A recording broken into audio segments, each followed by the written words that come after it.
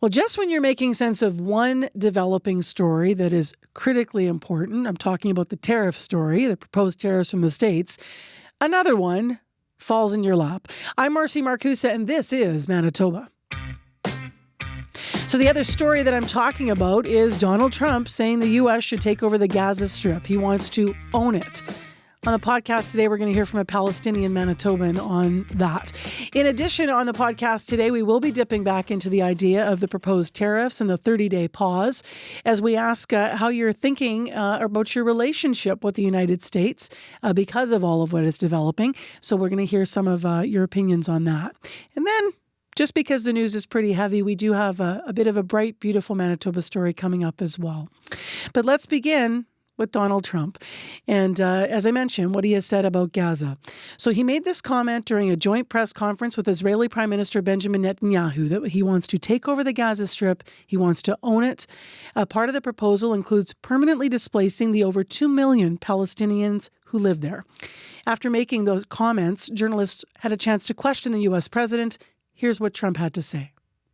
I do see a long-term ownership position, and I see it bringing great stability to that part of the Middle East and maybe the entire Middle East. This was not a decision made lightly. Everybody I've spoken to loves the idea of the United States owning that piece of land, developing and creating thousands of jobs with something that will be magnificent in a really magnificent area that nobody would know. Nobody can look because all they see is death and destruction and rubble. And I've studied this very closely over a lot of months, and I've seen it from every different angle, and it's a very, very dangerous place to be, and it's only going to get worse.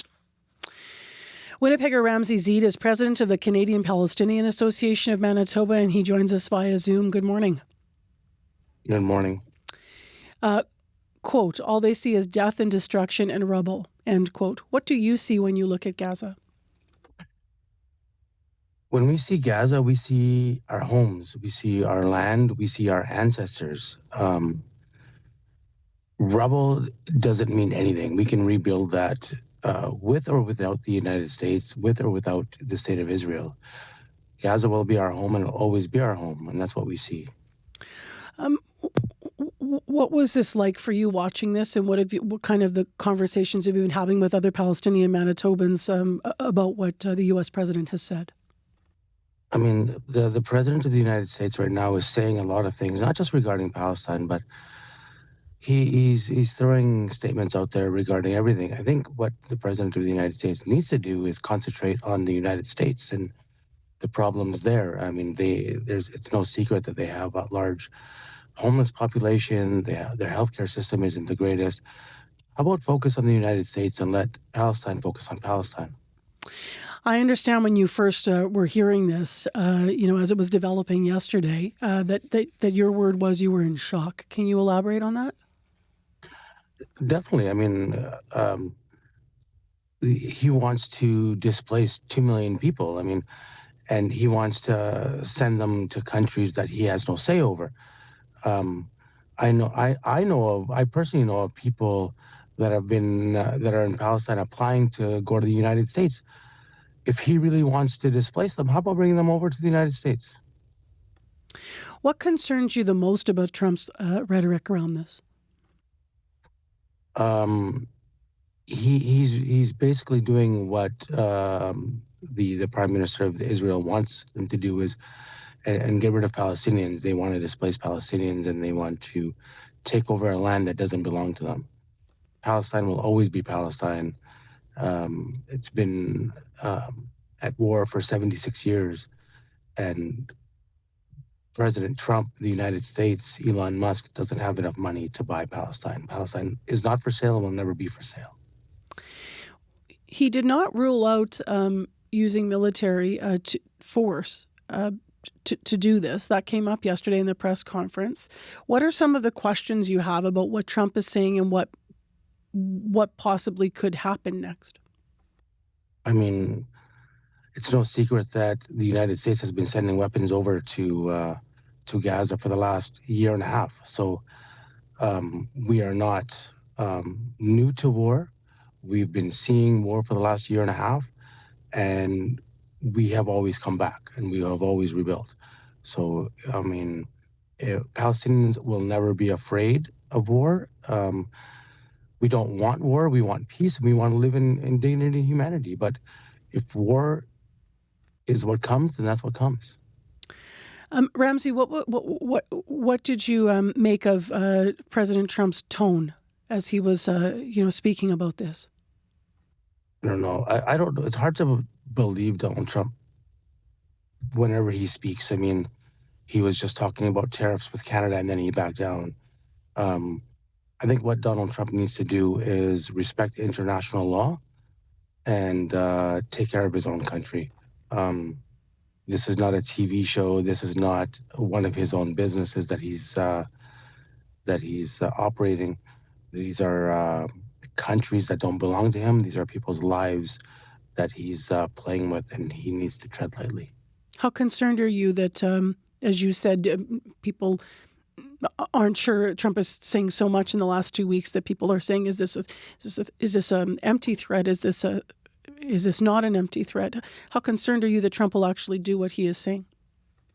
I'm concerned that he probably will go through with it. He's that type of person, but Palestinians are also resilient people, and we will not be afraid. We will not be scared. So I'm concerned that he will follow through, but I know very well that Palestinians, we won't back down. We won't move. We will stay in our land because that is Palestinians' land, and we will stay there forever. Moving forward, what would you like to see the Canadian government and other countries say or do in response to this? I think that the Canadian government and all governments around the world need to pressure President Trump to follow international law and basically to stay out of there. They need to not only stay out of Palestine, but stop sending weapons over to Palestine.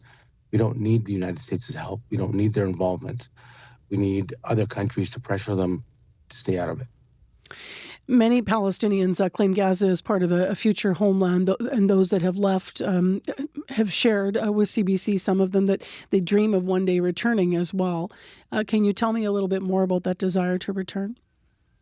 Absolutely. I mean, it's Palestinian land. It's the land of our grandparents, our great-grandparents, our ancestors. It is our land to do what we want with, and it's our right to return. And if we decide to leave, then we decide to leave. But it's our land to return, and that's what we want to do. Thank you for your time this morning. I appreciate you. Thank you very much. Ramsey Zeid is the president of the Canadian Palestinian Association of Manitoba. Well, this podcast is all about Manitobans' attitudes on things happening locally and opinions and thoughts about how they're processing world news as well. So let's stay with that. While there may be a momentary relief for many Canadians and many Manitobans around the tariffs now that have been proposed by the U.S., there's still that looming threat of a trade war. And for some, that means that your feelings, our relationship with the United States has maybe changed. Maybe you're thinking differently about our neighbours to the south. At least that's part of what CBC's Jim Agapito heard when he hit the streets of Winnipeg to talk to folks. Angela Cool. They haven't. It's only a 30-day stay, so I don't think we're out of the woods yet. So I'm just going to continue to buy anything but USA for now. Gary Henry. How are you feeling about our U.S. neighbors right now? Well, I don't have a beef with the neighbors. It's just a particular person that they elected. I think this whole tariff bullying was really just a scam, and that he doesn't even know what he's talking about. My name's Adam McKee. Not great. Yeah, I don't appreciate the aggression from their president. And it's great not to have a brain-dead trade war. I welcome that. But I'm still quite keen on buying Canadian now. How have your feelings changed then, possibly towards them? It's not an anti-American feeling. It's really an anti-MAGA feeling. And MAGA is in charge. So as long as that continues, I don't see how my attitude changes. Probably less likely to travel there. As a matter of fact, I'm skipping over it shortly to get to somewhere warm. But Yeah, I'm not anxious to go to the United States in the next. I mean, they've certainly the dollar situation. The whole situation was just really crazy, and it was an overreaction on a lot of people's parts, I think. I think the point should have been made earlier, and I noticed our premier made that point. Go to the U.S. and tell them that this tariff is for them to pay, not for us. Other than just buying Canadian, have you changed your spending habits? I've deleted a few accounts. I'm no longer using Amazon because of Jeff Bezos. I'm avoiding Facebook because of Zuckerberg. I'm just sort of down on the whole billionaire club right now. Just avoiding the USA on all fronts. You said you're skipping the States. I'm wondering, are you planning to change your spending habits in any other way? I will never buy Jack Daniels again. What should the U.S. do to help repair its relationship with Canada? Bring criminal charges against Musk and his cronies and President Trump. I mean, what they're doing is shameful. You know, people are not getting their money. They're targeting all the most vulnerable groups. They've got to get them out of power as quickly as possible. I don't really know at this point. I don't see it happening in the Trump era. Really, I think he sees us as a big piece of cake to try and grab from. So, what do you think Canada should do then to repair its relationship with the U.S.? There's no need for that at all. That shows weakness. If you try to appease a bully, that will please him. It will encourage him. It's not what you should do. I think Canada's doing it all it can. I think we should be pulling everything off the shelves from the U.S., even though there is a stay right now, just because we don't know how this is going to go. Hang in there, American friends. So, well, I think our border should be tighter. But our border wasn't never the problem. 1% of fentanyl came from Canada. That's he should look at his own shores if he wants to know where the fentanyl's coming in from. The Americans need Canadian goods, and they always will. And we're in a position, just because we're so close, that that'll always be the case. So let him and we'll move on. That's Jim Agapito from the CBC out talking to Winnipeggers about their attitudes around the United States and how they're absorbing all of the changing news that is coming around tariffs and trade and our sovereignty, really, ultimately. A lot of people have a lot of concerns. Well, we thought, as I alluded to earlier in the podcast, that we might look to something a little bit brighter. And we have a lovely interview for you next on the podcast. The Dream Factory has a new location in Winnipeg. It's designed to help kids' dreams come true. They're known for granting wishes to children with life-threatening illnesses, but the organization also provides different supports to those children and their families as they're going through these harrowing medical journeys. So what they have that's new is now a 3,000 square foot space in the city of Winnipeg to try to help families. It's got a kitchen and a living room. It's also got a quiet room. The community's been invited to check it all out. But they also have something called a dream machine, which is super fun. Andrew Kussy, executive director of the Dream Factory, is sharing all about it today. Good morning. Good morning. Thank you for having me. Thanks for being here with a bright story. We all need it. So tell us a bit more about, I described just simply this new space, but tell me a bit more about what's in it and what you're hoping it'll bring to families. Yeah, I think just to touch on kind of what you said at the top, one of the things that's really important and that we're really working hard at this year is kind of reintroducing the Dream Factory to our community here in Manitoba. I think people really understand and know the Dream Factory for the work that we've done making dreams come true for kids in the province that are battling life-threatening illnesses. But we're really wanting to share this year some of the work that we do outside of those big dreams as well. On average, when the Dream Factory works with a family in Manitoba, we'll work with them and support them between 5 and 7 years. So it's a much longer journey than just simply a trip to Disney. And that's a big part of why we wanted to create community space for families. The kind of office we had been operating out of for the past 25 years while it served its purpose for us, we would regularly have kids and families show up where kids were feeling scared, nervous, apprehensive to even kind of be in our space. And that's something that we really wanted to change and really go from working out of an office that we invited kids and families to creating a dedicated community space that was meant for kids through the entire conceit. And that's really what we've been proud to build and that we're celebrating now. So this is, if I get this clearly, then the families that you're connected with should see this space as a place through their journey, as you said, that they can come and spend time. How are you envisioning it being used? I mentioned kitchen, living room, quiet room. Yeah, absolutely. So our vision is that families use this space throughout their treatment, and that for parents and guardians, it can be an opportunity to say to their child, look, we know you might not want to go to your tests or your treatment or your appointment today, but if we go out, we promise that we're going to head to the Dream Factory before or after. And what that will mean for a child is that they get to come to our new space, they get to play on our arcade claw machine, which we have rigged up so that it is always a winner for kids, very important, that we'll have fresh cookies baking in the oven, that we'll have games set up, and that we'll have a spot where for a minute in their journey, kids can kind of take off all of that stress and pressure that they might feel going to tests, treatments, and appointments, and know that when they're within our walls, it's a space that is not only safe and comfortable for them, but where they have a little bit of agency to make some decisions. I love that. What's the Dream Machine? Can you tell us about that? Yeah, absolutely. So the Dream Machine is kind of the piece de resistance of our new space. We knew that we could really create a space for kids that felt safe and fun, but we also wanted it to feel like a dream factory would, and we wanted to give that visual identity of a factory.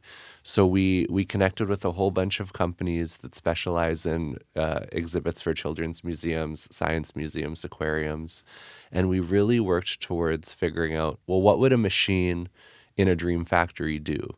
So the Dream Machine in its conceit is really tied to the moment that a child chooses their dream come true. When we meet a child for the first time, we're going to give them a special kind of Willy Wonka style dream token. Okay. And when they're ready to choose their dream, they bring that back, they put it into the machine, and it will actually travel throughout the entire dream factory through a series of mnemonic tubes with fun checkpoints. And then what will happen at the end of that journey is that token will be gone, replaced by something that represents their dream come true, whether that's, a Mickey Mouse or a Winnipeg Jets keychain or, a dolphin or whatever it might be that represents what they want their dream to be. A little bit of movie magic. Yeah, what a lovely idea. What a lovely idea for these kids. I understand you also were mindful to build in a space for caregivers to have a moment to maybe work through the emotions that they might be having. One of the things that we saw pretty regularly when we were constrained by space in our former office is that sometimes when you meet a family that's in the midst, we'll meet families at the Dream Factory that received their diagnosis weeks within the last week. Like, it's very raw, it's very real, and they're still processing. And what we found is that often parents and guardians and the kids themselves need a little bit of a different journey. And where our goal for a child is to get them as excited and as hopeful and as kind of ready to think about what their dream might be and all of the kind of fun parts that are to come through our work, we also found that parents and guardians might need a moment to kind of talk about how tough it is, and to do that without the child being confronted by seeing how difficult their illness has been on their parents. So we needed a bit of a separate space to say, if mom or dad needs to take a minute, we can make a nice cup of tea, have a more adult conversation while the child is still having a blast, kind of enjoying the Dream Factory the way it's meant to be. We have our dream room where kids are meant to kind of play and have fun. And then we have kind of a separate space in our kitchen where we would make a nice kind of cup of tea and have a quieter moment. So you've talked about obviously this new space, but also the journey and supports. I know you also in moments can offer some financial support, community events. You guys do all kinds of things. Where, Andrew, can people find out more if they're listening this morning and saying, oh, I want to reach out, or if they have a need to connect with you? Yeah, always on our website, thedreamfactory.ca. We're very active on social media, LinkedIn. Find us wherever you see The Dream Factory and send a message. We're very responsive. If folks are listening and they have been a part of the Dream Factory at some point in our journey and or are curious about getting involved, please send us a note. We'd love to have you by for a visit to our new space. We're kind of turning the page on a new chapter for our organization, and we're just excited to be sharing that with the community today. Thanks for telling us about it and for the work that you do. Of course. Thank you for having me. That's Andrew Kussy, Executive Director of the Dream Factory in Manitoba. Well, thank you for tuning in to This is Manitoba and being with our podcast today. Don't forget to like and share.